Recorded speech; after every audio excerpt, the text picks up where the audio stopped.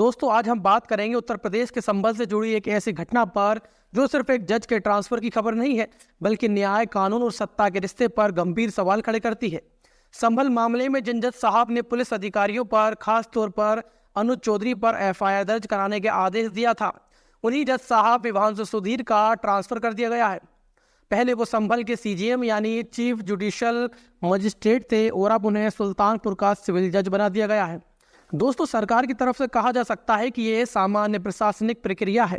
कई अधिकारियों के ट्रांसफर हुए हैं, लेकिन जब आप घटनाक्रम को जोड़कर देखते हैं तब तस्वीर कुछ और ही बयां करती है। जिस जज ने पुलिस के खिलाफ एफआईआर का आदेश दिया, वही जज हटाए गए और उनकी जगह जिस अधिकारी को लाया गया वो है आदित्य सिंह। और ये वही जज है जिन्होंने सिविल जज सीनियर डिवीजन रहते हुए जामा मस्जिद के सर्वे का आदेश दिया था। वही जामा मस्जिद जहां सारा बवाल शुरू हुआ था, जहां गोली चलने के आरोप लगे, वही मामला जिसमें अनुज चौधरी चर्चा में आए थे। और इस पूरे प्रकरण की शुरुआत आलम नाम के युवक से होती है। उसके पिता यामीन ने कोर्ट में याचिका दायर की थी। उनका कहना था कि उनका बेटा रस्सी बेचने के लिए घर से निकला था और शाही जामा मस्जिद के इलाके में मौजूद था, तभी पुलिस ने उसे गोली मार दी। आलम लंबे समय तक अस्पताल में भर्ती रहा, तमाम परेशानियां झेली और इसी याचिका पर जज विभांशु सुधीर ने पुलिस अधिकारियों के खिलाफ एफआईआर दर्ज करने का आदेश दिया था। दोस्तों, यहाँ एक बात बिल्कुल साफ है कि कोई भी पत्रकार, कोई भी नागरिक यह तय नहीं कर सकता कि अनुज चौधरी दोषी है या निर्दोष है, लेकिन यह फैसला अदालत का होता है। लेकिन अदालत का काम क्या होता है? अदालत कहती है कि एफआईआर दर्ज करो, जांच करो, सबूत देखो, अगर दोषी पाए जाए तो सजा मिलेगी और अगर निर्दोष हो तो बाइज्जत बरी हो जाओगे। यही कानून की प्रक्रिया भी है। लेकिन इस सारी घटना में क्या हुआ है? एफआईआर दर्ज करने की बजाय पुलिस अधीक्षक कृष्ण कुमार बिश्नोई ने साफ कह दिया कि एफआईआर तो नहीं होगी।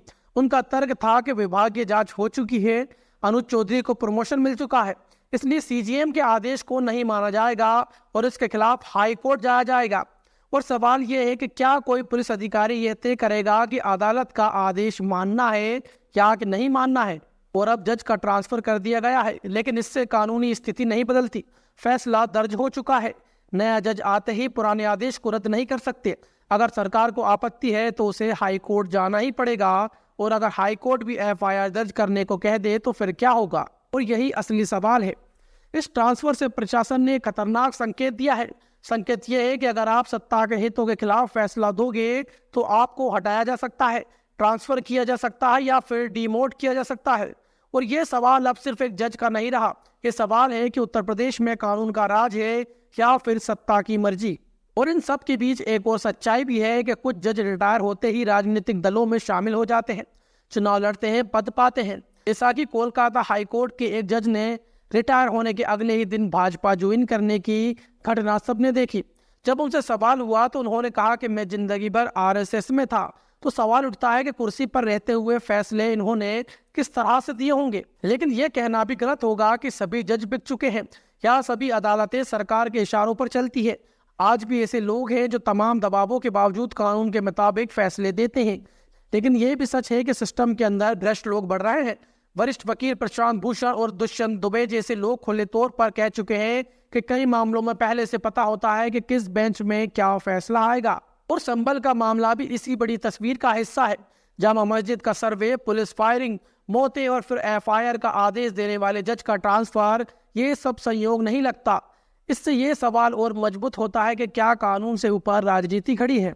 सरकारें बदलती हैं, वक्त बदलता है और जब वक्त बदलता है तो जिन अफसर और अधिकारियों ने सत्ता के इशारे पर काम किया होता है उन्हें भी जवाब देना पड़ता है।